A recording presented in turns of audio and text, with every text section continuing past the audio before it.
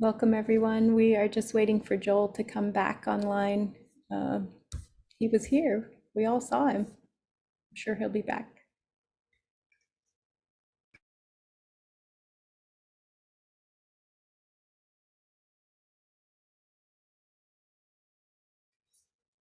Well, shall we sit together? I'll ring the bell.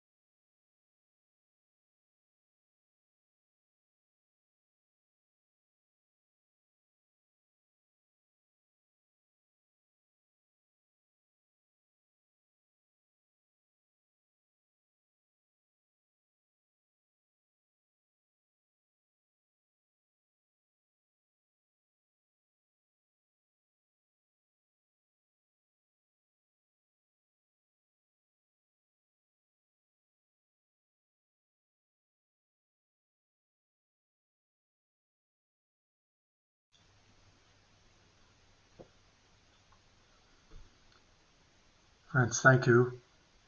I'm going to ring a bell and ask you to join me in saying the robe chant 3 times, and then I'll ring the bell 3 times at the end.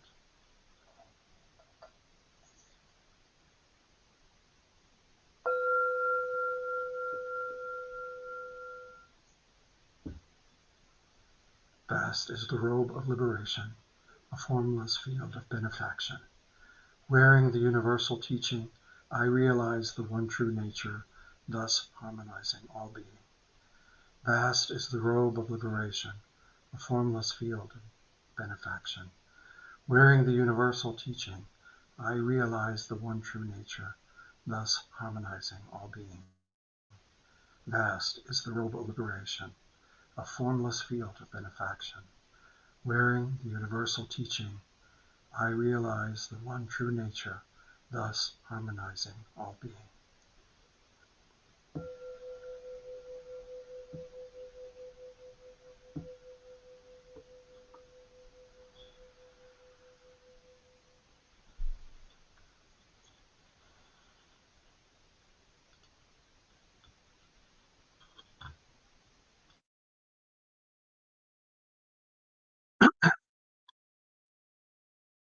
Friends, thank you for being here today.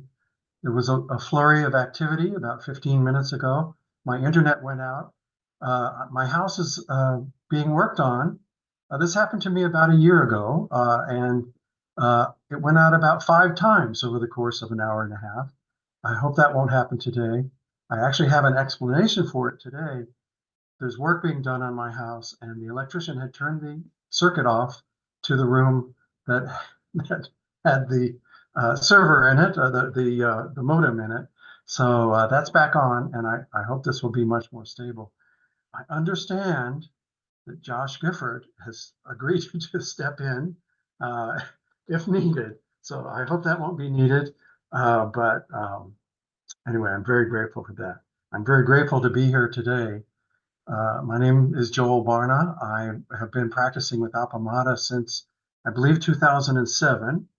I am one of 3 entrusted teachers in the Appamada Sangha, along with Laurie Winnett and Todd Bankler. Um, and I'm very grateful to be among the entrusted teachers, Trudy and Josh and Suzanne, also, who are among the people that Flint has offered the opportunity to host inquiry. Uh, Well, it seems we've lost Joel again. I think he's still there somewhere, but maybe just frozen. Josh, what would you like to do?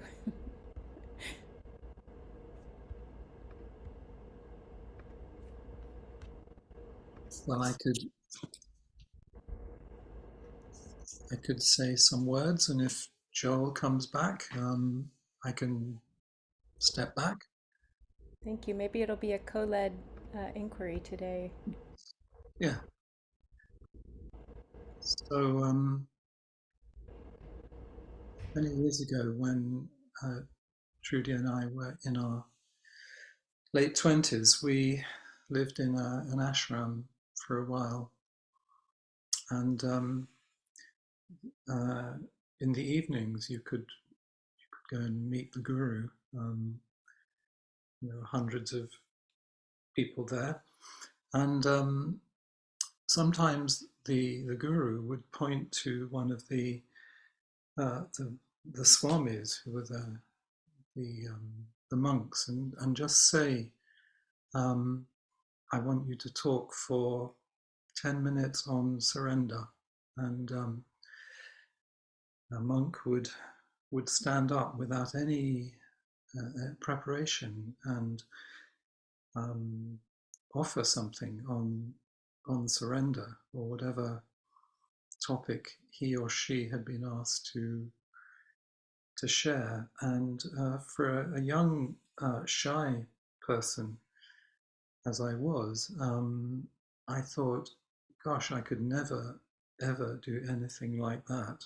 Um, it would just be too insurmountable to stand up in front of a large group and just say something that wasn't planned without a safety net. And I remember one of my favorite um, teachers from China, Joshu, his teacher, I think, was Nansen. Um, and there's a koan about a cat. And the cat, apparently, the story goes that um, something like this. The cat was really liked by the kitchen people because it caught mice and rats and kept the kitchen clear. But it was really disliked by people who were in charge of the temple because it disturbed the flow of the ceremonies and zazen. And this developed into a big argument between the people in the zendo and the people in the kitchen. And Nansen sort of gathered them all together and said, if none of you at this moment can say a word of Zen, the cat gets it. I'll cut the cat in two. And of course, it's very hard to know what a word of Zen is and to respond in the moment. And the story goes that the cat was cut in two. Whether this actually happened or whether it's symbolic of something much more deep and meaningful, which I think it is. I think it has to do with our sense of duality and our sense of wholeness when we explore that koan. I always think also about those monks whose teacher said, if none of you can say a word of Zen at this moment, the cat gets it, because they were arguing so much about this cat. And so when Joel didn't appear, those stories went through my head from a long, long time ago, and from my reading of this very kind of probably the most visceral and troubling koan in Zen literature. So if I think about, the span of my life from that time to reading the cat koan, I was thinking about how we describe our lives. If we go to a party or we meet somebody we don't know and they say, well, what were you? What did you do? And it's very easy to offer a kind of very neutral answer. We describe what we did, and some things about ourselves. But also sometimes I think to ourselves, we kind of have ways of thinking about how our life has been. And I've been thinking recently about having lived quite a long life, and having had many challenges and wonders and joys and disappointments, I was thinking, well, in what way has each of those events in my life actually allowed me to see into the mystery? And that would be a really interesting, dinner party question. If somebody says, oh, what were you? They don't ask you, in what way have you seen into the mystery of your life through the things you've done? And I was thinking about the opportunities that all those difficulties and worries and disappointments and pressures actually gave me opportunities into seeing into the depths of my life, even if at that point I was applying a different kind of framework for what success would look like. And in fact, it's the difficulties and the failures that seem to me to have been the threshold for the deepening of my life and the deepening of practice, not what I could conventionally call a success.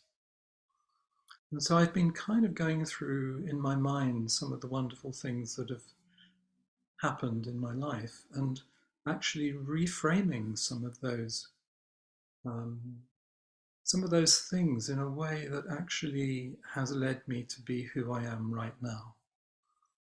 And I wouldn't be who I am right now if I hadn't been a shy 28-year-old afraid of talking in front of people. Um, I wouldn't have had those opportunities to deepen my life and see into the mystery. And so I'm really curious about um, how we sometimes evaluate things with certain criteria which are really not helpful and not kind, and also not um, supple and agile enough to actually see through into something really quite beautiful and profound. And that's what I've been grateful for in the last few weeks in the way that I think about things. And it's given me a lot of freedom and a lot of joy.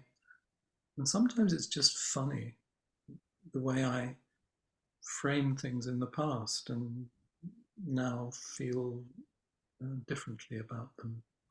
So there's also some forgiveness for um, for my actions and for my thoughts and for my attitudes. So I guess, that's a curious question for me, and I would be curious if Joel doesn't come back to kind of explore that with you and how you see it, how you feel about some of those aspects of the way we see into the mystery of our lives. So thank you very much.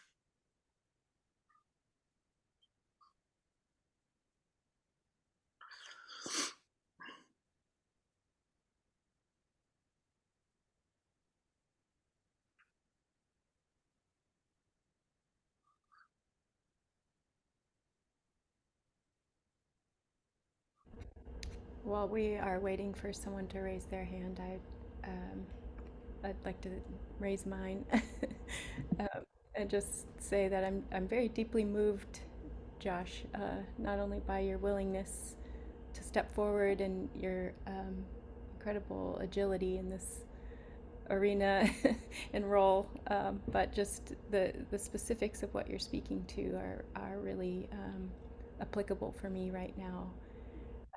And just this reframing that I feel I'm in the midst of. I've had a bit of a health crisis for over the winter, and it has really given me the opportunity to examine where I'm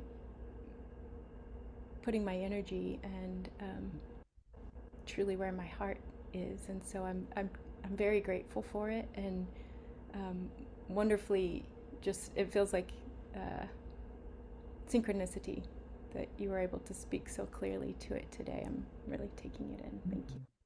Well, I'm very touched that a health crisis, can be something that you turn towards. It's not easy. Um, it's probably swimming against the stream in some ways, and what we kind of do in this practice. And it feels really touching to hear that you're turning towards it, and the tenderness which I kind of feel in your voice towards the experience. Yeah. It felt like what you were doing was just painting a picture of a beautiful life, um, and through your words and your stories. And yeah, that touched me very much. Thank you. Thank you.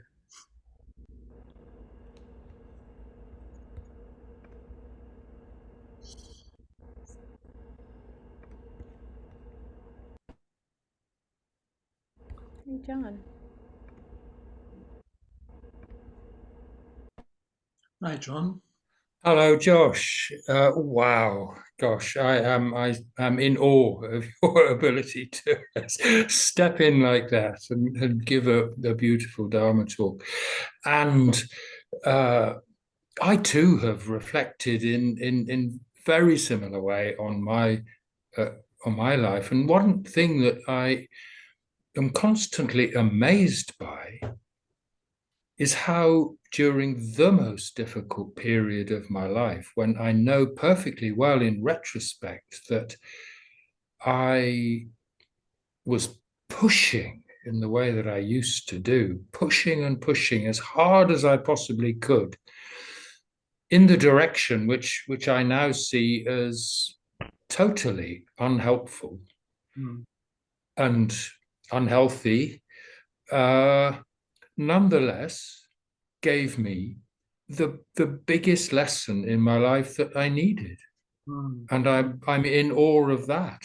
mm. That even we don't need to be in the flow to learn. That we can be pushing it as hard as we can against the stream, and still are given experiences that we need.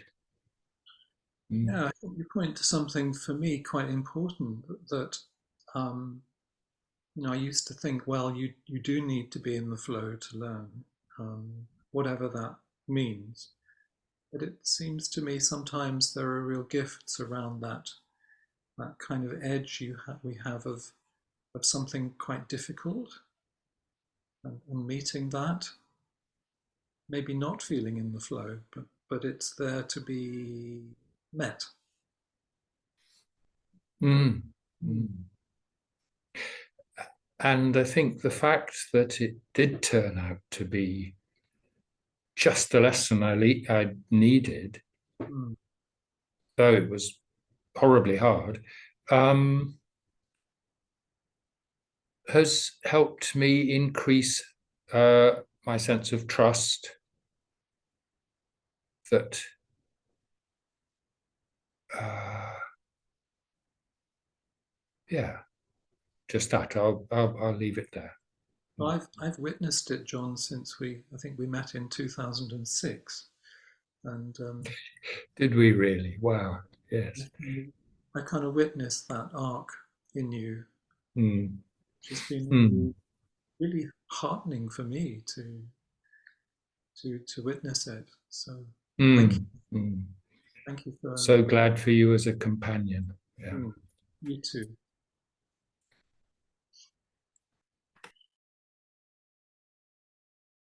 And we have Lynn.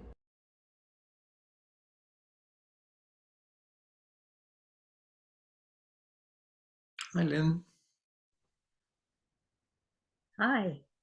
Hey, Ooh, I didn't expect to be sitting with you here, like you didn't expect to be sitting there. who did I? Oh, just lovely.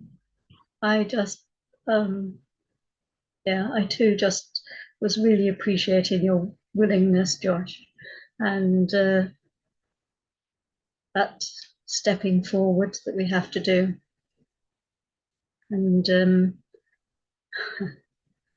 it really made me smile because I have a little story which is about I went to see my 4-year-old granddaughter at the weekend, and you know very well about 3 and 4-year-olds. You've got several in your own family, and I often take her something, nothing of value, but just a little something. And what arrived in my hands before I went was a little tiny box that was really pretty. And I thought, what can I put in it? And I didn't. That place of not really thinking, something again arrived in my hand, and the thing that arrived in my hand was a. Um, it had probably been a pendant, but it was like a donut. Okay. So it was round and it had a hole in the middle. And so she looked at this. She picked it up. She said, what is this for? So I said, well, this is a magic stone. And if you look through the hole in the middle, it reframes the world. It changes the world. So that made me giggle, because I thought, here you are, and inviting us to look at our lives and think of how we describe it. And that process of having a different relationship with it, I guess, is the thing. So my granddaughter has a stone that she's going to be able to do that with on a regular basis. Well, that's a very beautiful kind of emblem of what we've been exploring, isn't it? It's it's a beautiful thing to look through something and think this can reframe something for me. Mm. And I love your playfulness about it. how you made that up on the on the spot.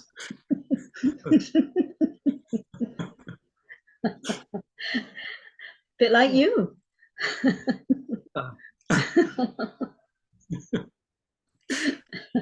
and didn't make it up either. Yeah. No, but it's like how are you going if a child will ask you, and it's a little bit like, will anyone say a word of Zen? It's an invitation to meet that 4-year-old where they are, with some words, with some images. Thank you. Thank you. And I just wanted to also say, in front of all of these people who are here, thank you for being my teacher, Josh. Thank you. Thank you. And now we have Karen. Hi, Karen. Hi, Josh. Hmm. Gosh, my heart is beating so incredibly fast. Feels really daunting for me to just step forwards like this, let alone do what you did.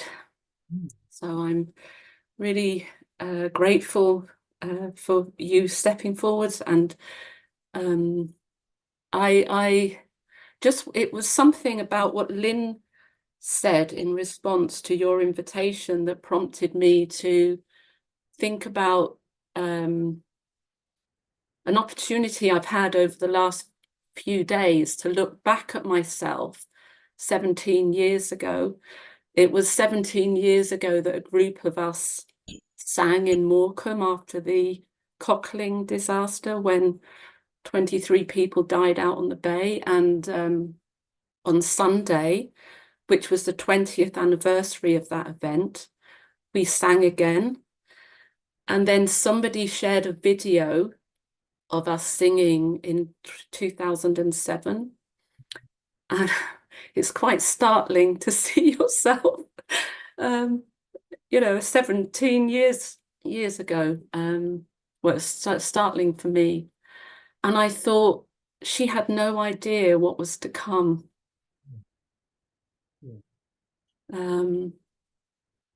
And so there was a kind of tenderness in me when I, saw her and others who have also changed, aged.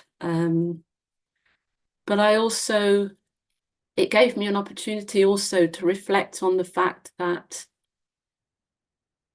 like, as you were saying, something about having been through so much since then that has really shaped me. And I've been shaped in the context of being a member of this Sangha. And I'm just so unbelievably grateful for that. It's what you're describing is very it's very kind of poignant, because I have that feeling of you looking at this woman 17 years ago, and kind of almost kindness, like you don't know what's coming, and how you're going to meet it. Yeah. Yeah, There's a real, I think there's a real tenderness sometimes when we look back, isn't there? Which you're yeah, feeling.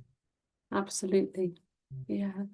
And such huge gratitude that despite, I would not, I mean, it kind of might seem crazy to her for me to say, despite knowing you're going to go through some really tough times, I wouldn't change that.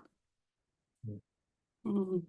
Yeah, that is kind of true acceptance, actually. And I know from being with you over those years and us being in the Sangha together, how it's really supported us both and everyone who uh, deepens into this practice. Yeah, And absolutely. the love of and support of people. Yeah, Um, it really is. yeah, and that Yeah, those edges, or it's I guess it's where we grow, where we deepen, yeah, painfully. painfully So, and beautifully. and Yeah, beautifully, and beautifully. Yeah. yeah. Thank you for Thank you, Josh. being on the path with us, with me. Means The a lot. long walk. Long That walk. was the long. That was the performance. Thank you. Thank you.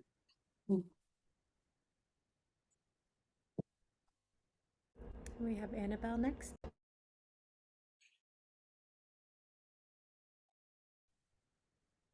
Hi, Josh. No, hi. Hi. Yeah, my heart's beating. It's hard, quite scary to speak in front of everyone, but it's funny you should be talking about this. I'm just really, and I have for a long time, struggling with regret. Right. Hmm.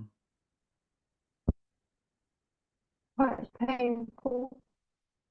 And funny that Karen should say that I just saw on Facebook a picture of me, age 23, in Kathmandu at Kopang Monastery, sort of looking down, studying a book. And I thought, where did she go? Yeah. I had my whole life ahead of me. And now, I'm just struggling with a lot of regret. You can really feel it coming across this evening, and I really appreciate your courage in just naming it, because I think it's something that we all will feel at some point, and meet and work with and live with. Yeah. Sounds like you're quite tender towards that part of the experience that you're experiencing. Sometimes, Yeah. sometimes, I'd rather not have it. I'd rather it went away, but I guess it's like how to be with it, really, how to be with regret. I guess it's about just being kind. Yeah, as I speak to you, I think it's just about, well, I am where I am in my life. I've done what I've done, and I haven't done what I haven't done. And what to do, really, what to do. Maybe So the first just, is to, for us to turn towards whatever it is, which sounds like what you're doing. You're feeling it. You're embracing it. yeah, Yeah. I And guess I am. Yeah, I guess I am. just to Yeah, come and avow it this evening, is a big thing, big thing.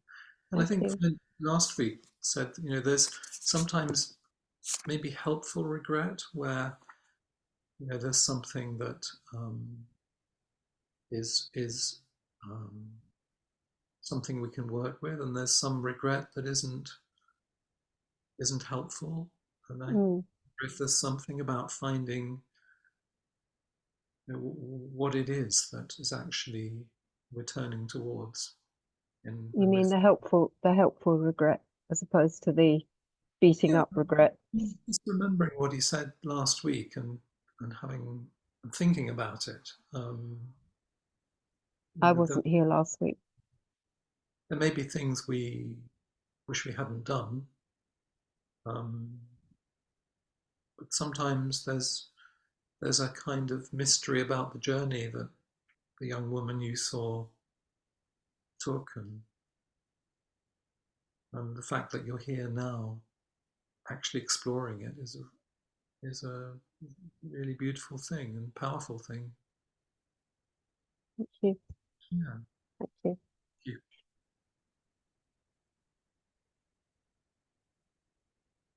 We have Becky next.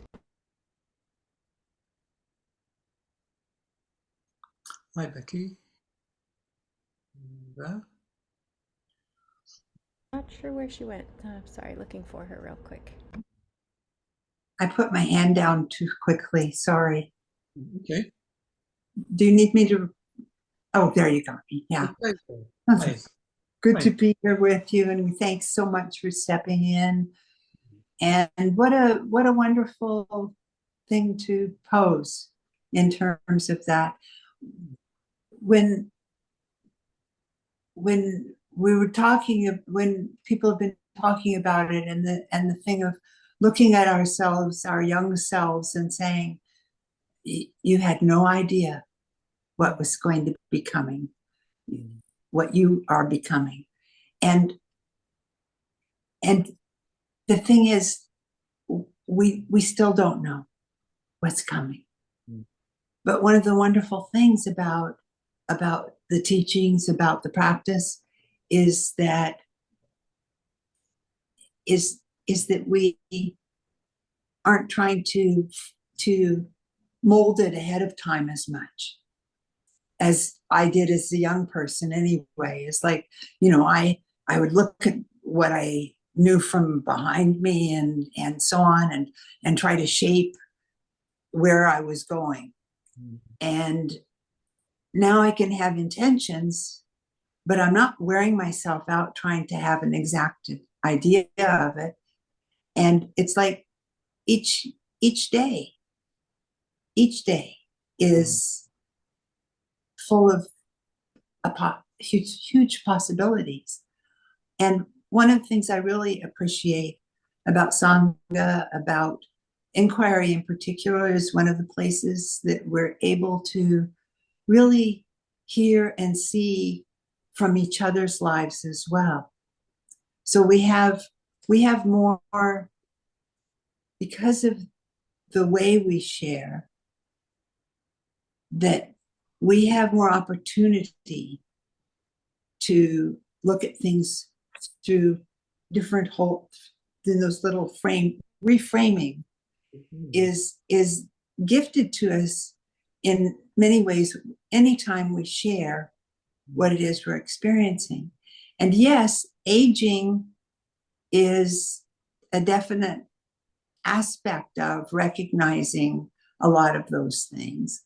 And I really appreciate that I now, both where I'm living in assisted living and in our wonderful broad Sangha that we're able to be, that there are people who are older than I am. Because I'm in my late 70s, which, is getting there, but there's other people's experiences and perspectives on it that really are useful to me and give me a great joy in terms of what this day, what the next day, wherever I am, will bring. Because the joy of stretching ourselves is amazing. It's one of the most exciting things about life. And to have other people's stuff, when I bump into something that's hard for me, that they've had a similar experience and can share, is quite beautiful. Yeah, what you're sharing really touches my heart, because I think it feels you're sharing some of the essences of inquiry, which is is always to be open to the next possibility. And also be open to surprise in terms of whether we like it or not. It's good. There are going to be surprises, and it, there's something about the agility of that you're talking about in meeting those things, which I love. And what we give each other in the refuge of Sangha. In terms of those things that might be a little scary or that you don't quite know how to think about as it's happening to you or something, that is an important part too. In just another thing I wanted to say, because the word awe kept coming up today several times, and it's a word I think about a lot because awe is an amazing experience. And yet we have this word that we use all the time. It's called awful. And it means almost exactly the opposite of open to an amazing possibility. And what we use, how we use the word awful. So that's just something I was pondering on today. It's like, how did that happen? Yeah. Yeah, we can open ourselves to awfulness,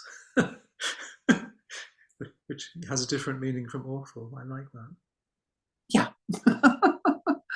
Anyway, yes. So much. Thank you so very much. Thank you. And we'll round it out with Trudy.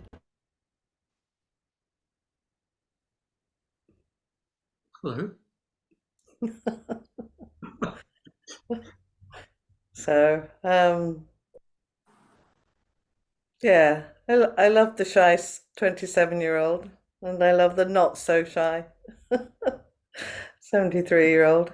And I was thinking a lot about that, the word of Zen, what does that mean to say a word of Zen? And I was thinking how much I find the kind of Dharma in the world, not just in the writings of Zen teachers, and the word of Zen being something wholehearted. Yes. Yeah. What can you say that's wholehearted? And I've cherished for a long time Flint's, if you've only got 20%, be wholeheartedly 20%. There's something about that kind of sense of like just doing what you can in that moment with whatever it is you've got, which might not be much, but can we offer it wholeheartedly? And then I was just thinking about a poem. There was a poem I'd written about names and who I was, but it reminded me of a poem that's by someone called Taryn Neergaard. And it's called I Have Been 1,000 Different Women. Make peace with all the women you once were. Lay flowers at their feet. Offer them incense and honey and forgiveness. Honor them and give them your silence. Listen. Bless them and let them be. For they are the bones of the temple you sit in now. For they are the rivers of wisdom leading you towards the sea. So I think just for me, that deep celebration that our whole lives are the bones of the temples we sit in right now. And some of us are Parthenons falling apart, and some of us are rather grand. But whatever kind of temple we are, to know that we couldn't be anything other than exactly what we are now without every single thing that's happened before. I love that poem, and it points to kind of what I sometimes, when I see photographs of people from the past, and I think, oh, you sweetheart, you were just doing your best at any given moment. with what you had. And I really like what you said about finding it in the world. And I think in a way the word of Zen from a Zen monastery in the 8th century is translatable as an appropriate response. Mm. Save the cats. Yeah. So what's an appropriate response in the situations we meet? I'll put the name of the poem in the chat. I can't copy it. It won't let me copy and paste, but I'll put the name of it in the chat. Thank you, Julia. See you in a few minutes' time.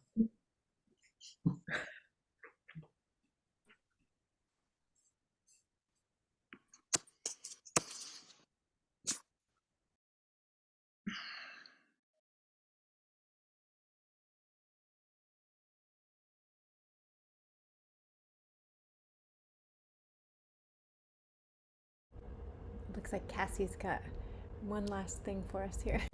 Hi, Cassie. Hi. There we are. I just wanted to bow and share my appreciation. You and Trudy are such a treasure. And I was just feeling that so much that I put it in the chat, and then I decided maybe I needed to say it out loud from my own body, and and for you to feel it that way too. I'm taking it in. Thank you. And I feel very, what I felt tonight is really supported by everyone. It's been a joy. I really appreciate your kind words, your generosity. Yeah, thank you. Thanks. So true of you. Thank you. Thank you. Thank you so Appreciate much. it. So I think in a few moments we'll move to the closing verses. Thank you very much for us all hanging on in there together this evening, and I hope Joel's connections work for him soon. And thank you so much. So let's go to the 4 practice principles, please.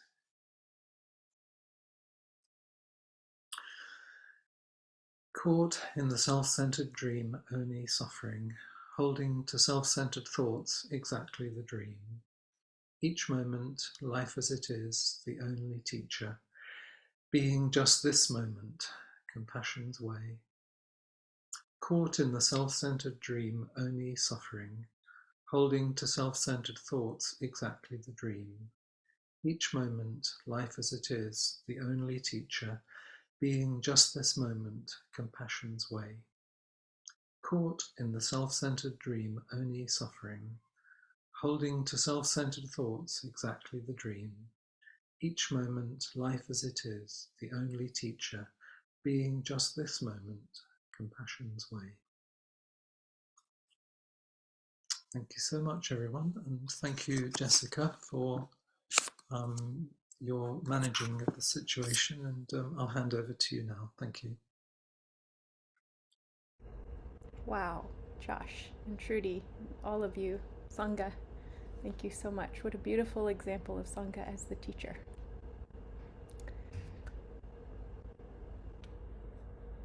I've placed contribution links in the chat if you'd like to make a financial contribution to either Appamada or just this Zen. Mahalo. Have a wonderful day. Or night. And Maria, looking for you now. If you can, stay after and have a chat with Maria.